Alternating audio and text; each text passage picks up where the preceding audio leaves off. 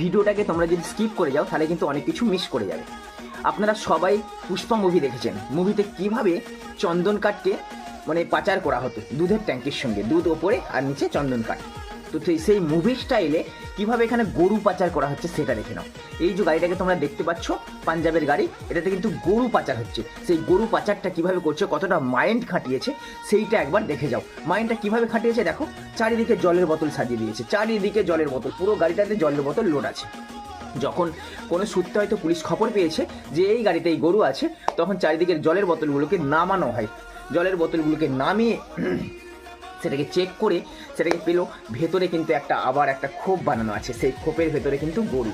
বুঝতে পারছো মানে কতটা মাইন্ড, মানে যে মুভি দেখে মানুষের শিক্ষা, সেই মুভিটা দেখেই কিন্তু এরা শিক্ষা নিয়েছে যে এইভাবেই পাচার করলে পুলিশ ধরতে পারবে না। কিন্তু যারা পাচার করছে তারা জানে না যে শত্রু কিন্তু চারিদিকে ছড়িয়ে আছে, কেউ না কেউ এর খবর পুলিশকে দেবে, আর পুলিশ খবর পাওয়া মাত্রই গাড়িটাকে আটক করে জলের বোতলগুলোকে ফেলে দিয়ে গরুগুলোকে উদ্ধার করেছে। তো স্যালুট জানাই স্যারকে যে এইভাবে উদ্ধার করার জন্য। Thank you so much.